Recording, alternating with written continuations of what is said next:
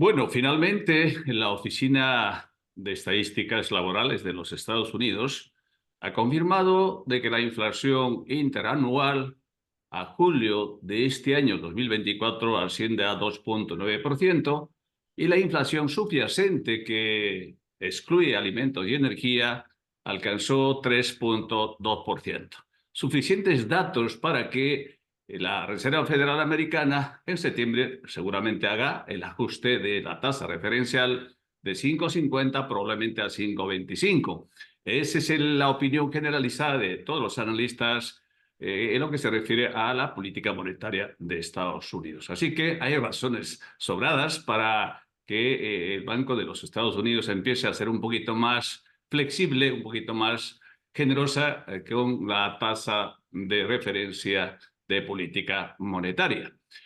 Bueno, un poquito mirando a Argentina. La tasa de inflación, igualmente en Argentina, en junio llegó a 4%, y un poquito menos con respecto al mes de junio, que fue de 4,8%.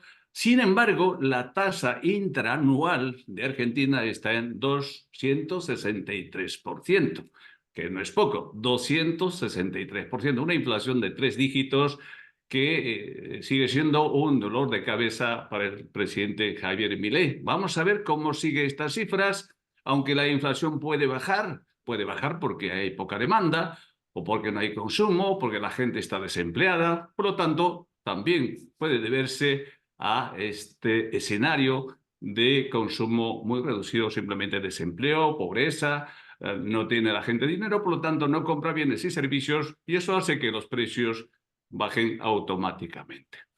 Y el tercer dato, que no es económico propiamente dicho, pero merece la pena, pues por lo menos señalar algunas cosas al respecto. Se trata de un dato que es estremecedor realmente, porque ayer recogieron todos los medios internacionales de que hasta este momento, hasta el día de ayer, jueves 15 de agosto de 2024, hay 40.000 muertos en Gaza. 40.000 muertos en los 10 meses que lleva esta especie de guerra en ese pequeño país. 2/3 de esos 40.000 muertos son mujeres y niños. Y se estima que hay más o menos un centenar de periodistas, médicos, enfermeras, entre otros. Así que ese es el dato realmente escalofriante que hemos leído ayer en distintos medios de comunicación. Por ejemplo, ha sido una editorial del diario El País sobre esta escalofriante noticia de 40.000 palestinos muertos, en este caso por Israel. Bueno, ese es el dato que está, repito, en distintos medios y merecía la pena comentar. Yo creo que no es un tema baladí, es un tema absolutamente importante que tenemos que seguir de cerca. ¿Por qué estas cosas?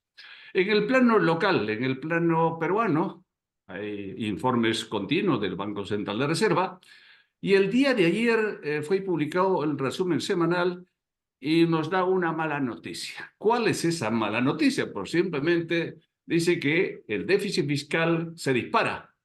Más concretamente, en julio de este año, el déficit fiscal llegó a 4% del Producto Bruto Interno, igual que el mes de junio. La pregunta es, ¿por qué? Porque según el informe del propio Banco Central de Reserva del Perú, se debe a un mayor gasto tanto a nivel nacional como a nivel de gobiernos regionales y gobiernos locales.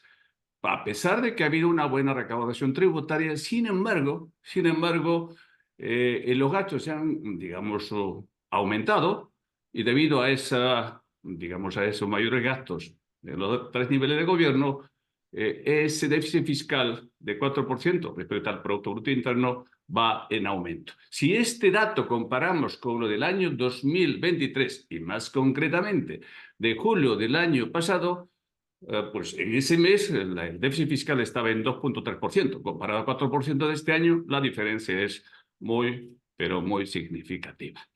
Luego, la noticia buena, también está en el mismo informe del Banco Central de Reservas, se refiere a las reservas internacionales netas. Aquí hay una noticia interesante. Resulta que al 15 de agosto del año 2024, las reservas internacionales netas de Perú ascendió a 81.245 millones de dólares, que es una cifra, creo, histórica.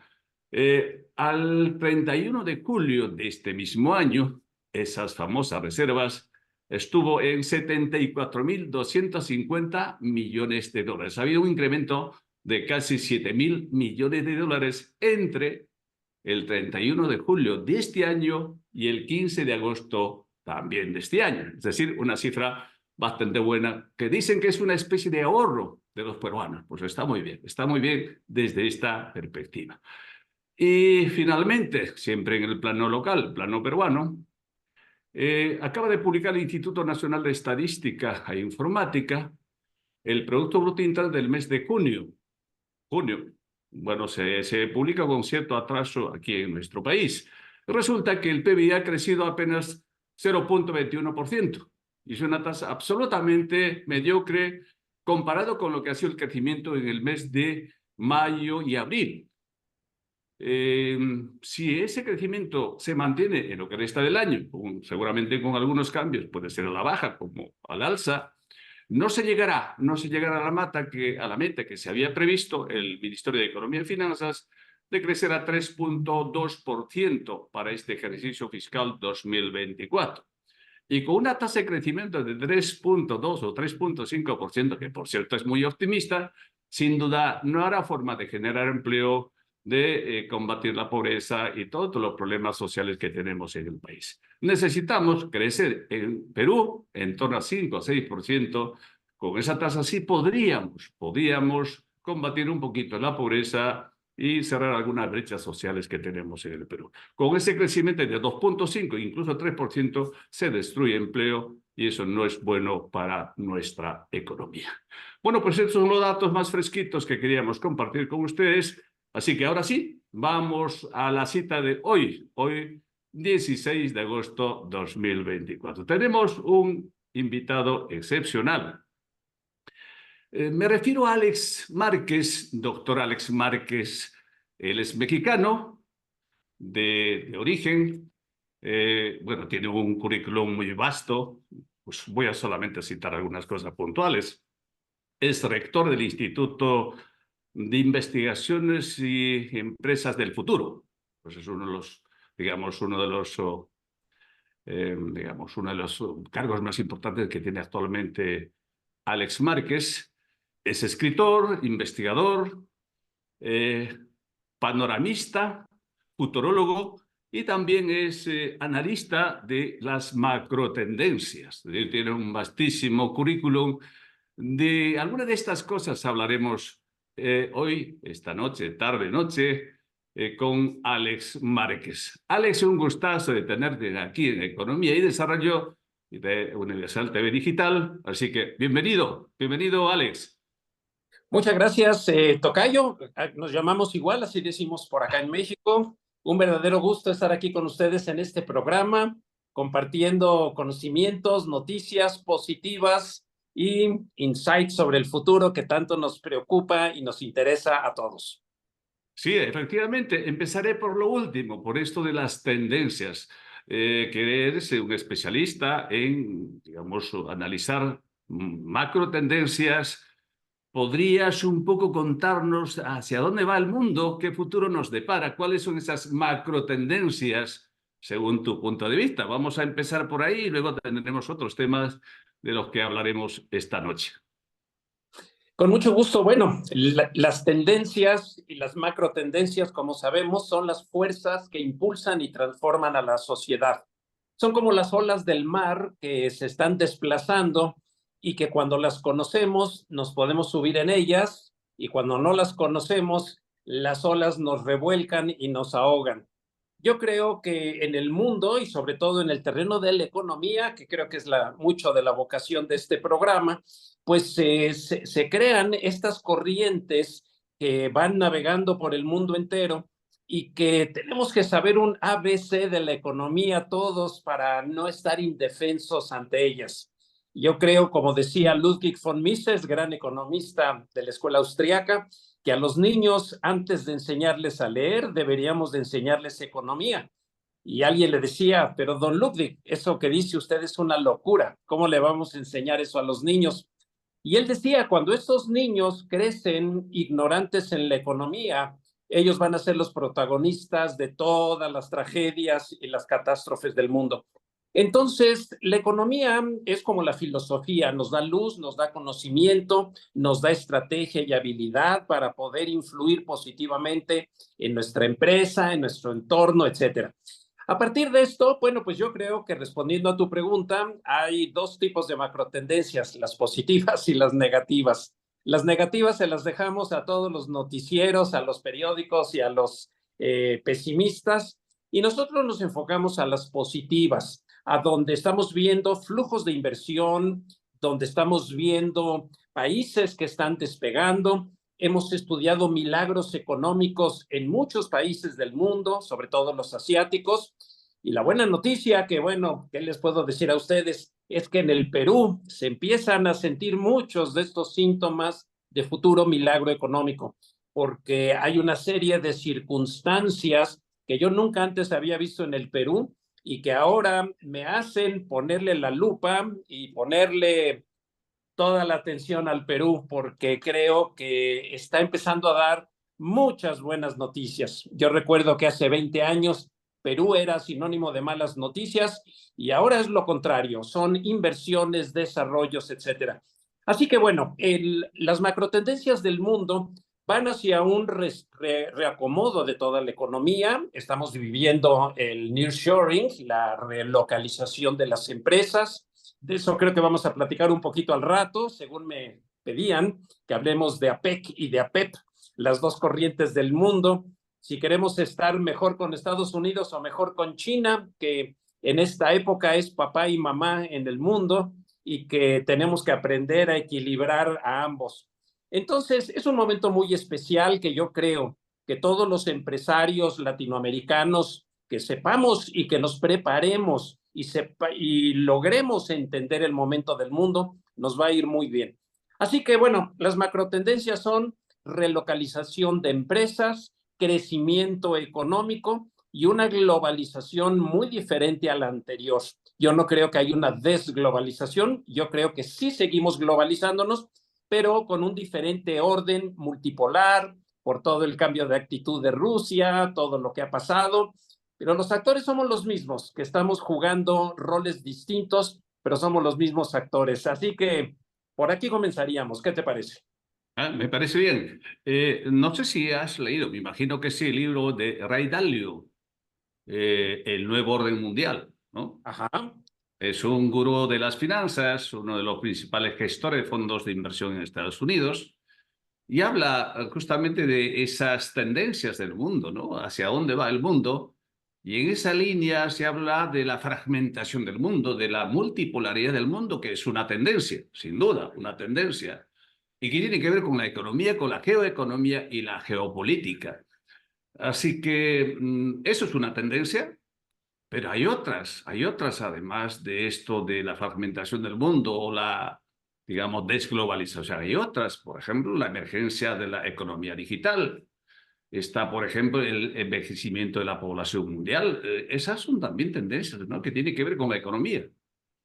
Definitivamente, sí, claro. La preocupación de que tenemos cada vez menos bebés en el mundo y que está disminuyendo la población en Europa, en Asia, pero contra eso en África se está detonando tremendamente. Y si planteamos escenarios de futuro, pues vamos a ver que África vienen crecimientos económicos y poblacionales increíbles y que mientras todos los demás países del mundo nos vamos a empezar a reducir, los africanos van para arriba. Es más, no solamente en el terreno poblacional, sino en el económico. África ya lanzó su mercado común africano desde hace 3 años. Son 52 países que hablan cerca de 800 idiomas y han logrado ponerse de acuerdo, crear un mercado interno, mientras los latinoamericanos todavía seguimos caminando en las tinieblas y tenemos que empezar a reconocer que ahora los africanos ya van adelante de nosotros.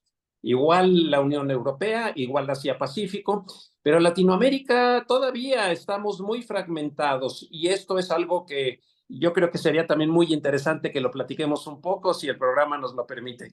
Sí, por supuesto que sí, pero vayamos un poco definiendo esas microtendencias. En los últimos tiempos se habla mucho de un mundo de multicrisis o, digamos, policrisis, que es una, digamos, una denominación bastante, creo, incluso afortunada, diría yo, porque asistimos a un mundo que está inmerso en una serie de crisis que no se sabe hacia dónde vamos finalmente, porque está este tema de la fragmentación mundial, pues como que a dónde nos alineamos, ¿no? Por ejemplo, surge el famoso BRIC, que cada vez más países se adhieren. Está el G7, que está en una clara tendencia decreciente, un envejecimiento de la sociedad occidental. Creo que eso es lo que va a marcar el futuro, ¿no? Esas grandes formaciones de bloques económicos que nos guste o no, están ahí. Y los países están interesados en adherirse a uno u otro, aunque mayoritariamente, según la prensa internacional, hay un grueso de países que están en la cola de espera para formar parte, por ejemplo, de los BRICS. ¿Qué te parece esto, Alex? Bueno, yo creo que el tema de los bloques es un tema como hablar de los clubs y de las asociaciones, porque un mismo jugador pertenece de repente a dos y tres equipos al mismo tiempo, y esto es lo que le da mucha complejidad. Yo más bien me he enfocado a analizar a los jugadores. Por ejemplo, si vemos todo el mundo a través de la óptica de Rusia, veríamos multipolaridad y fragmentación. Pero si lo vemos a través de los ojos de India, el mundo es completamente distinto y conste que los dos son y pertenecen a los BRICS. Rusia, finalmente, aunque digan que es un país muy poderoso, en realidad no lo es. La economía de Rusia equivale en Producto Interno Bruto a la suma de Holanda y Bélgica. Es un país diminuto en economía, aunque gigantesco en recursos y en extensión territorial. Lo ridículo de ese país es que siendo tan grande, quiera todavía preocuparse por más territorio cuando no han logrado ni siquiera elevar su productividad. Pero si lo vemos a través de los ojos de India, acabamos de estar por allá en todo un viaje de investigación, pues India se está convirtiendo en la tercera economía del mundo y va a ser el factor de equilibrio entre China y Estados Unidos. Es un peso completo y está visto que para el 2040, 2050, tal vez India llegue incluso a rebasar a China y se convierte en la primera economía del mundo. India está interesado en la armonía del mundo, en los mercados completos, y la India es un país que pues ha transmitido conocimiento, espiritualidad y ahora grandes cerebros. El mismo Bill Gates dice que los hindús son los mejores cerebros del mundo y por eso vemos que ahora todas las grandes corporaciones del mundo digital están pues manejadas o dirigidas por hindús. Entonces, si lo vemos desde la perspectiva de los chinos, bueno, pues ahorita los chinos están en su momento de conquista, se está cumpliendo lo que decía Napoleón de que cuando China despertara el mundo temblaría y está llegándole su momento. Pero todo esto son situaciones de equilibrio. Yo lo veo como músico que también soy, que es como una sinfonía, que las voces musicales se están cambiando y que pues se van equilibrando de distintas formas. De manera que yo no tomaría tan en serio los bloques, sino le pondría más atención a los jugadores hacia adentro. Por ejemplo, si Apple, que es pues la marca, la empresa más prestigiada del mundo, está decidiendo sacar su producción de China y ahora está haciendo los iPhones en India y las Mac las está haciendo en Vietnam, ¿qué quiere decir esto? Que Estados Unidos está buscando reequilibrar al mundo porque a China le dio demasiado en los tiempos de Henry Kissinger, de Deng Xiaoping, en aquella época de una nación, dos sistemas, y pues China surgió, se hizo poderosísima, pero de repente Estados Unidos, que finalmente generó el milagro chino, al igual que el milagro japonés o el milagro alemán después de la guerra, ha dicho hasta aquí, ahora quiero reequilibrar el mundo de otra forma y le dice a sus grandes corporaciones, vamos a relocalizar nuestra producción y vamos a mandar a hacer nuestros productos a otros lugares. Bueno, esto es una Bueno, gran oportunidad para México, para Latinoamérica, y Ya. ahora India y Vietnam son nuestros grandes competidores y tenemos que darnos cuenta de eso y ser más agresivos, prepararnos mejor para que un poco más de ese nearshoring lo podamos aprovechar, porque no va a llegar solamente por razones geográficas o porque digamos que hemos sufrido en la historia, sino porque nos lo sepamos ganar. Y yo creo que ahí la economía y el desarrollo juegan un papel importantísimo, Tocayo. Ujú. Bueno, dicen los analistas, los economistas, nosotros decimos siempre, si no se hace un buen diagnóstico de las cosas, nos equivocamos con el medicamento, con la medicina. Sí. El Fondo Monetario Internacional, con sus publicaciones oficiales, yo siempre he ajustado a las fuentes, y el Banco Mundial señala que Rusia es la sexta economía del mundo. Primero, evidentemente, sigue siendo Estados Unidos, luego está China, está India, luego está Japón y luego viene, pues bueno, prácticamente Rusia, y lo dice el Banco Mundial. Entonces, no es cualquier economía, que también es importante no perder de vista. Eso dicen las fuentes y yo trato de apegarme a ello. Así que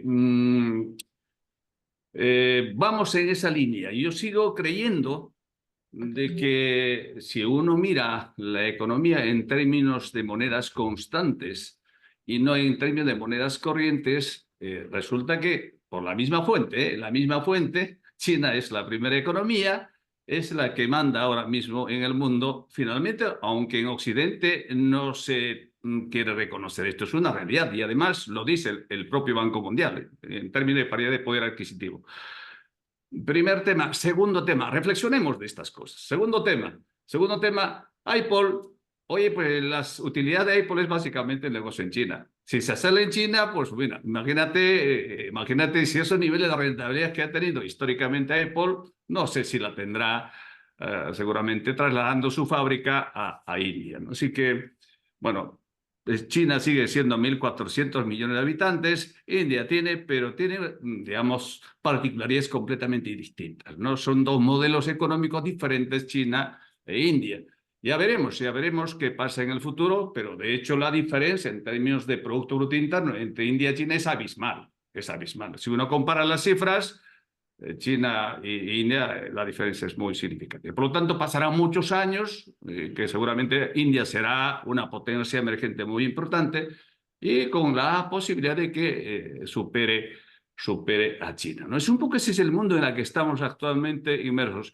Se habla mucho en el mundo y esto insisto porque me gustaría, Alex, intentáramos de alguna forma acercar algunos puntos de vista. Se habla mucho del mundo de la policrisis y premios Nobel de Economía, analistas económicos importantes hablan de ese mundo donde hay crisis política, crisis geopolítica, crisis económica, crisis moral, crisis alimentaria, crisis del medio ambiente, etcétera, etcétera. Entonces, por ahí creo que están yendo las cosas, ¿no? Entonces, cuando uno mira las tendencias de unos 10, 15, 20 años, pues un poco mira esas cosas. Oye, ¿qué pasará con el tema alimentario? Que hay una crisis alimentaria mundial, acaba de publicar la FAO unos datos realmente escalofriantes. Se produce más, sin embargo, hay más hambrientos en el mundo, ¿no?